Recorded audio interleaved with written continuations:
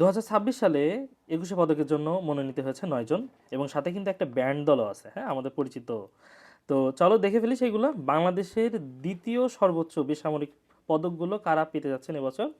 তো 2026 সালে সঙ্গীতে পাচ্ছেন কিন্তু আইয়ুব বাচ্চু, এবং হচ্ছে চলচ্চিত্রে ববিতা, আমরা এনাকে চিনি, সবাই জানি, এবং দেন হচ্ছে সাংবাদিকতায় হলো শফিক রহমান, এবং স্থাপত্যে কিন্তু মেরিনা তাবাসসুম, এবং নাট্যকলায় হচ্ছে ইসলাম উদ্দিন পালাকার, এনাকেও চিনি, আমরা কোকি স্টুডিওতে দেখছি।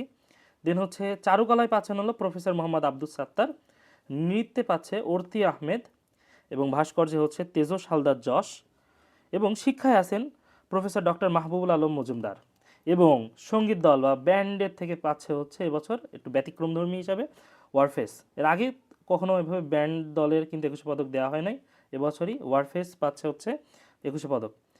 অর্থাৎ তাহলে সঙ্গীতে পাচ্ছে হচ্ছে আইয়ুব বাচ্চু, চলচ্চিত্রে ফরিদা আক্তার ববিতা, আমরা ববিতাকে চিনি, দেন হচ্ছে সাংবাদিকতায় শফিক রহমান, স্থাপত্য শিল্পে হচ্ছে মেরিনা তাবাসসুম, নাট্যকলায় হলো ইসলাম উদ্দিন পালাকার, দেন হচ্ছে প্রফেসর মোহাম্মদ আব্দুস সাত্তার হলো চারুকলায়, নৃত্যে হচ্ছে অর্থি আহমেদ, এবং ভাস্কর্যে তেজস হালদার যশ, এবং শিক্ষায় হচ্ছে প্রফেসর ডক্টর মাহবুবুল আলম মজুমদার, এবং সঙ্গীত দলে হচ্ছে ওয়ারফেজ।